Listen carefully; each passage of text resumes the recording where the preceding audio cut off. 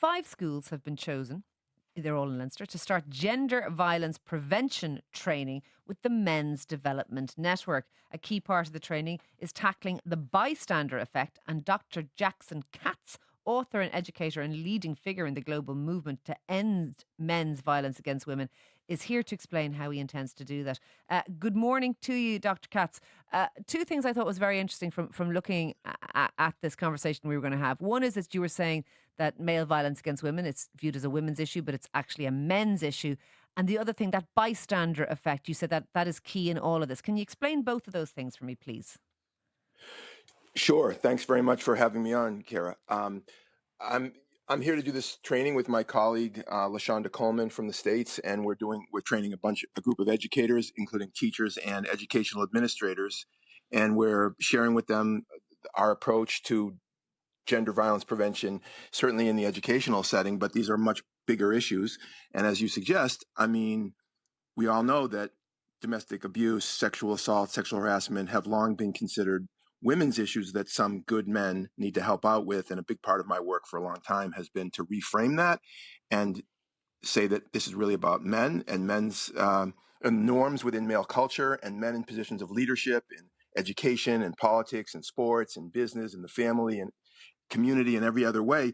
There's been so many men who have been in positions of leadership who are otherwise good, strong men and leaders, but they don't do anything or do much at all about the issues of gender-based violence. And I think that obviously needs to change. Just looking at the headlines every single day, it's not just this particular week has, there's some big headlines, but this is just happening all the time, all over the world.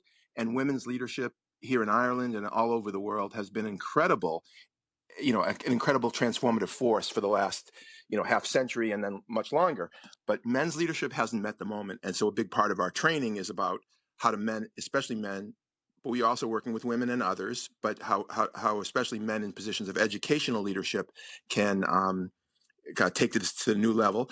The bystander approach, I use the word approach rather than effect, because the bystander effect is a social psychological concept that talks about why people, when they encounter situations of violence or some kind of dramatic incidents in public, why they kind of freeze up and they often don't get involved, in part because they think somebody else is going to get involved, or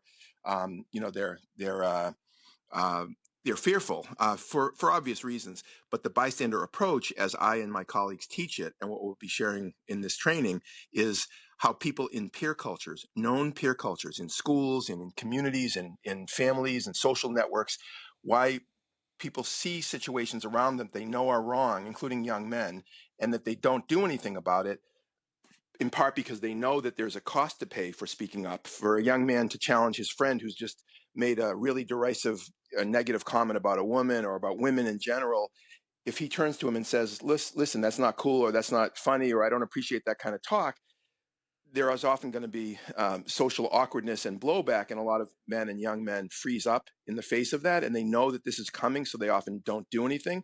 And so the bystander approach, as we teach it, very interactive, it's not a lecture, is about helping people using scenarios and real life situations, helping people think through what their options are for doing something in these kinds of situations. Okay. What are their responsibilities to themselves, to others, to their own values, and that's what we're doing. And is it about, Jackson? Is it about turning people from, I don't know if this is the right terminology, but from bystanders to upstanders? You know what I mean by that? That they will, instead Yes. of just observing, they will actually intervene.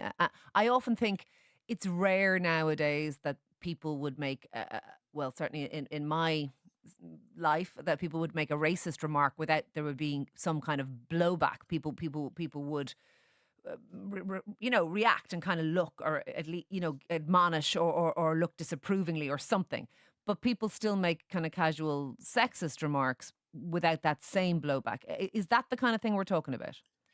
That's exactly what we're talking about. It's changing the social norms that accept misogyny and derisive and negative comments and thoughts and beliefs about women and girls that is still extremely common in our societies.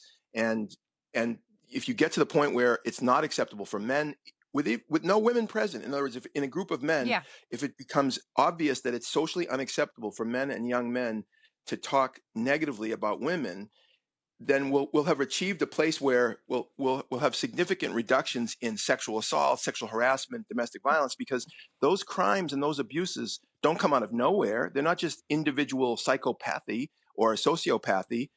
There's a pyramid. The tip of the pyramid is the incident of abuse, but the base of the pyramid is a set of attitudes, beliefs, and behaviors that create the cultural context Okay. and foundation. So that's so you're saying all of these things, if I'm right in what you're saying, are a spectrum, and if you go in at the beginning and change the mindset, change the culture, the end of the spectrum or the top of the pyramid will be reduced. That the premise for all of this?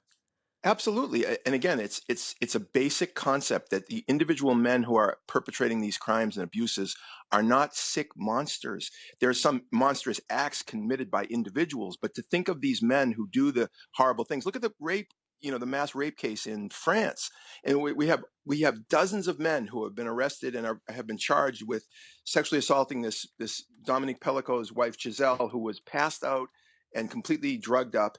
And those men were just all average men from the community, many of them married with children, and they were engaged in this behavior. So the idea that somehow we can just isolate the problem of domestic abuse in Ireland or sexual assault to like individual crazy men or, deeply damaged men, as opposed to thinking about the norms that I underlie the abuse, Do you know what I they're, think? it's naive. Jackson, What do you think? I think it comforts us to believe that it's only monsters who do those things. I think that's a comfort, particularly to women. I think that we feel if we can think of them as the bogeyman, as this isolated thing that as opposed to That's right. the everyman, I think that it gives us comfort. This is really interesting. I know this is being rolled out in schools. I have no doubt there'll be lots of people very interested, and it's a fascinating conversation to have. Thank you very much for joining us. Dr. Jackson Katz has a book coming out entitled Every Man, Why Violence Against Women is a Men's Issue and How You Can Make a Difference. But that is going into our schools, folks. That is going to be a pilot study about how we, I suppose,